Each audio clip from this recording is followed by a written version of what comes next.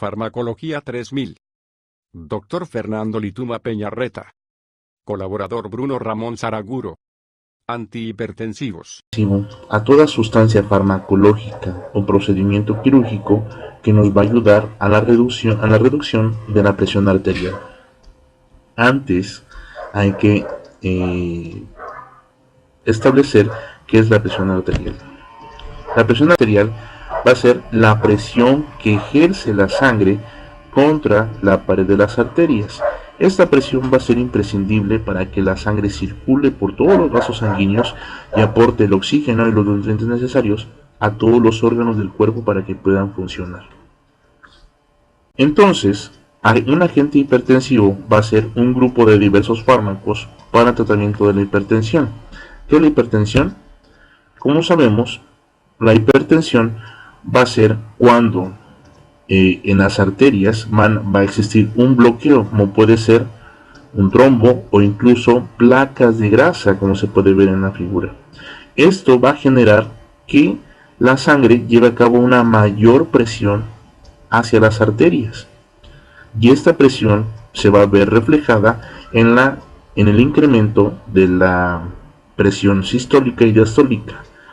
En el caso de la sistólica va a ser mayor de 140 milímetros de mercurio y la diastólica mayor de 90 milímetros de mercurio. En comparación con un corazón sano y una arteria sana, el cual el flujo sanguíneo va a ser normal, tener una tensión arterial normal de 120 milímetros de mercurio sobre 80 milímetros de mercurio. ¿Cuáles son los factores que desencadenan esta enfermedad? Van a ser factores hereditarios, la presencia de obesidad, el estrés, dieta rica en grasas y carbohidratos y el consumo de sal y alcohol en exceso, incluso también el tabaco. ¿Sí? ¿Cuáles van a ser los síntomas? Van a ser, por ejemplo, dolor de cabeza, dificultad respiratoria, vértigo, dolor torácico, palpitaciones del corazón y hemorragias nasales. En el mundo se sabe que 1 de cada 3 adultos la van a padecer, y 9.4 millones de muertes se da por esta enfermedad. El 42% de la población mundial desconoce que tiene hipertensión y el 67% tiene antecedentes familiares de hipertensión. En nuestro país, el 30% de los mexicanos tienen hipertensión. ¿Y cuáles van a ser las consecuencias de esta enfermedad? Pueden ser infarto al miocardio, insuficiencia cardíaca, rompimiento de vasos sanguíneos o bien llamados aneurismas, accidentes cardiovasculares, insuficiencia renal y ceguera. ¿Y cuáles son las formas de prevención? Medir la tensión arterial, abandonar el consumo del tabaco, hacer una dieta saludable, hacer ejercicio, evitar el uso nocivo de alcohol y reducir la ingesta de sal. En el mundo, el 17 de mayo es el Día Mundial de la Hipertensión Arterial y aquí lo que se busca es crear conciencia sobre esta enfermedad. Entonces, los fármacos antihipertensivos van a actuar a través de mecanismos de acción muy variados, lo que les va a presentar o otorgar un perfil diferente de efectos adversos y una utilidad terapéutica diferente para cada uno de ellos. Dentro de esos fármacos vamos a tener 6 tipos, que son los diuréticos, bloqueadores adrenérgicos beta, bloqueadores adrenérgicos alfa, bloqueadores de los canales de calcio, bloqueadores de la enzima convertidora de la angiotensina y bloqueadores de los receptores de la angiotensina. En el caso de los primeros diuréticos, su función va a ser van a actuar incrementando la diuresis y por lo tanto reduciendo la volemia. En este caso, la diuresis es cuando la glándula pituitaria, mediante la vasopresina, estimula a la glándula adrenal a sintetizar y excretar aldosterona, que a su vez estimula al riñón a vaciar el contenido mediante la orina. Y la volemia va a ser el volumen de la sangre total. Dentro de los diuréticos encontramos a 3 tipos, que son los diuréticos tiacídicos, diuréticos de Lassa y diuréticos ahorradores de potasio. En el caso de los mecanismos de acción de esos diuréticos, tenemos que los tiacídicos van a inhibir el intercambio de cloro y sodio en el túbulo distal, mientras que los ahorradores de potasio van a inhibir la absorción de sodio en el túbulo distal y en el túbulo colector. mientras que los diuréticos de Lassa de Henle van a inhibir el intercambio de tres importantes iones como es el cloro, sodio y potasio en la porción ascendente de Lassa. Como lo mencionamos anteriormente, los diuréticos tiacídicos, su mecanismo de acción va a ser inhibir la reabsorción de sodio y cloro. Esto que va a resultar en un incremento en la excreción de estos iones y por lo tanto va a inducir el incremento de la diuresis. El más utilizado es la hidrocloroiazida. ¿Cuáles van a ser los efectos adversos de este fármaco? Por el uso de este fármaco va a ser el incremento de la urea en la orina, un incremento en la glucosa, un incremento en el calcio y un incremento en el potasio y una disminución en el potasio,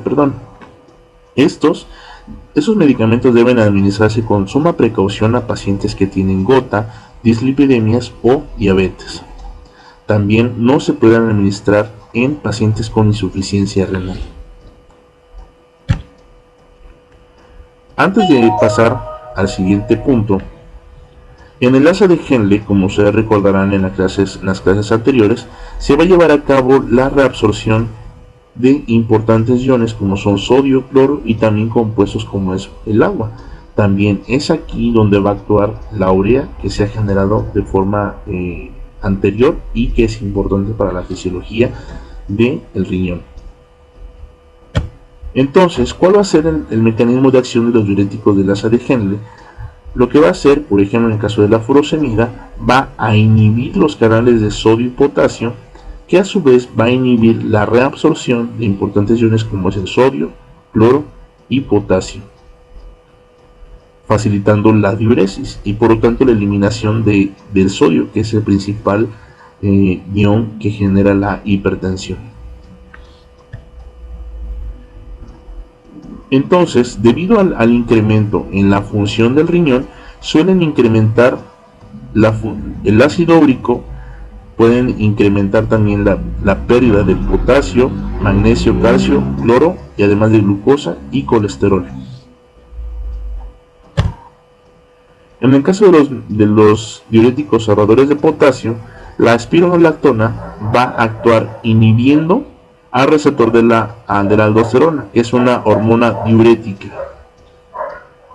Y esto que va a generar que haya una pérdida en la absorción de importantes iones como es el sodio, potasio y cloro. Entonces, como vemos, estos fármacos diuréticos lo que va a hacer es inhibir la reabsorción de importantes iones como es el sodio, generando su liberación a través de la orina.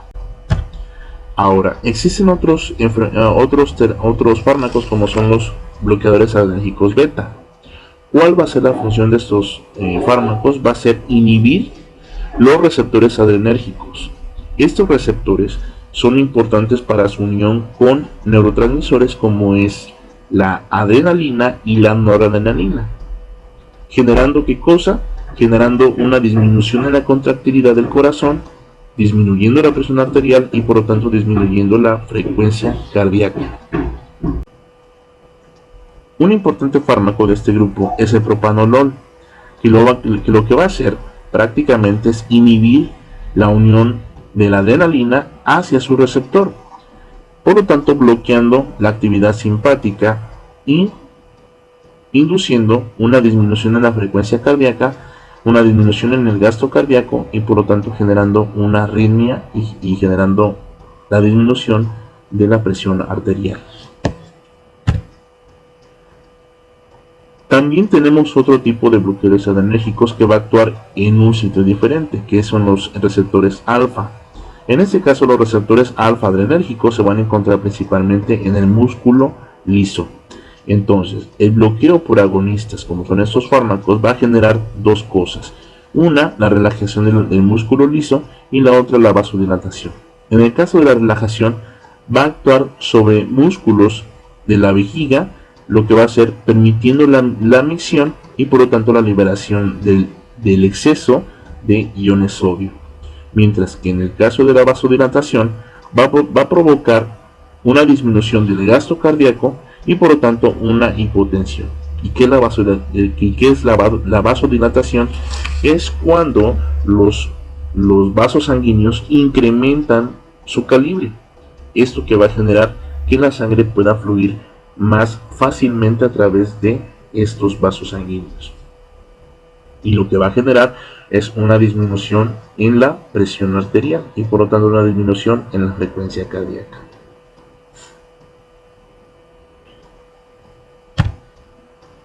El fármaco por excelencia en este caso es la doxazosina.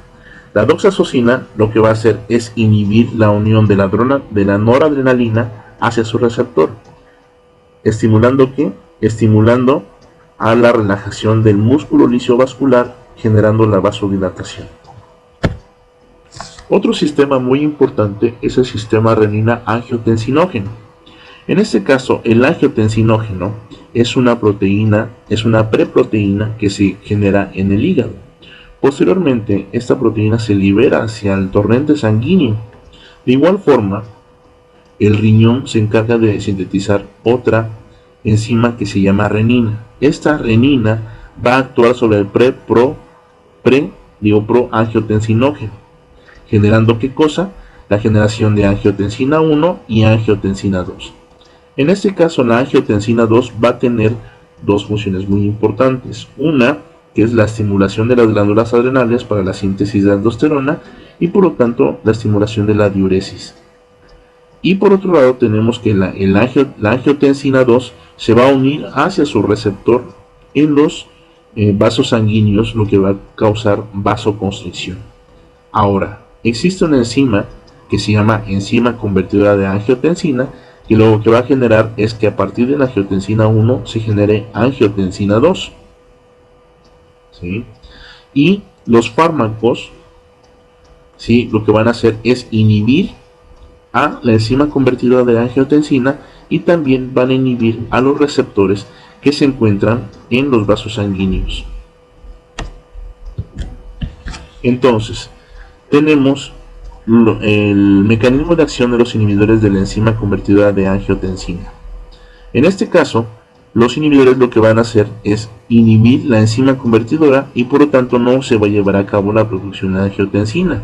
¿Y esto qué va a causar? Esto va a causar que exista una vasodilatación y a su vez esto va a generar una disminución en la presión arterial. Dentro de estos fármacos tenemos al captopril, que es el más utilizado a nivel mundial, y uno de sus efectos adversos más relevantes es la tos molesta y persistente, y además de que pueden incrementar las concentraciones de potasio en sangre. Mientras que los antagonistas del receptor de la angiotensina, como lo vimos anteriormente, lo que van a hacer es inhibir la angiotensina, la unión de angiotensina hacia su receptor en los vasos sanguíneos, y esto que va a hacer va a causar la vasodilatación, disminuyendo así la presión arterial. Dentro de los fármacos dentro de este grupo están los losartán, valsartán, irbesartán y candersartán, que son muy usados a nivel mundial. Otros fármacos son los bloqueadores de los canales de calcio. Estos bloqueadores de los canales de calcio, mejor dicho, el calcio es muy importante dentro de la fisiología tanto del corazón como de los vasos sanguíneos. Y en el caso de los vasos sanguíneos, cuando se bloquean los canales de calcio, lo que va a generar es la relajación del músculo liso, produciendo la vasodilatación, produciendo así que la sangre pueda transportarse de una forma más fácil, ¿sí?, y que esto genere una disminución en la presión arterial y por lo tanto una disminución de la frecuencia cardíaca. Mientras que en el corazón lo que va a hacer es disminuir la contractibilidad, disminuyendo la frecuencia del nodo sinoauricular, que va a disminuir el impulso del latido cardíaco, ¿sí?, y también va a disminuir la velocidad de conducción del nodo auriculoventricular, que se encarga de la formación y conducción de impulsos eléctricos cardíacos. Entonces, como vemos, los canales de calcio en el músculo liso se va a encargar de la relajación o vasodilatación, y en el corazón va a disminuir el ritmo cardíaco, es decir, lo va a relajar. Ahora, ¿cuáles son las interacciones que hay entre esos fármacos con los alimentos? En el caso de los diuréticos de la sal de Henle, la ingesta simultánea de alimentos con esos fármacos va a causar la disminución de la biodisponibilidad del fármaco y por lo tanto la disminución del mecanismo de acción. La recomendación es ingerir 2 horas después de comer o 1 hora antes de comer.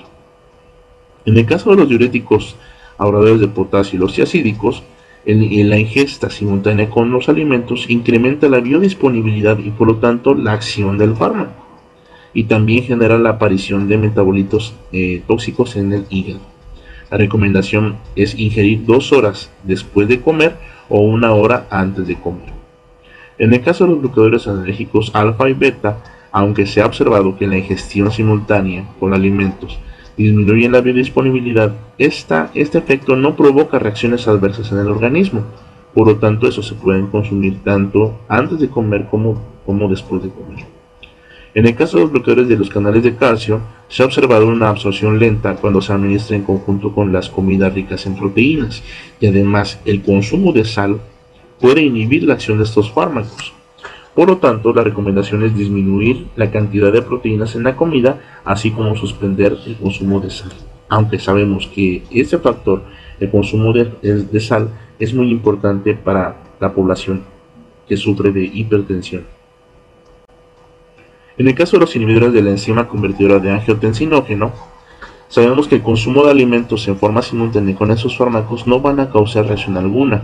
Sin embargo, la reacción reside cuando se administran antiácidos en conjunto con estos fármacos. ¿Sí? La presencia de antiácidos puede causar la disminución de la acción de los inhibidores por la alteración del pH estomacal. La recomendación es no administrar antiácidos durante el tratamiento. Esto en pacientes que sufren de hipertensión y además tienen problemas por enfermedad por reflujo gastroesofágico, o bien llamados ERGES. También tenemos a los antagonistas del receptor de angiotensina, en donde se ha descrito que el consumo de estos fármacos con alimentos no causa interacción alguna. Sin embargo, pueden interactuar con otros fármacos, por ejemplo la aspirina. ¿Sí? Entonces, no se debe de administrar aspirinas durante el tratamiento con estos fármacos.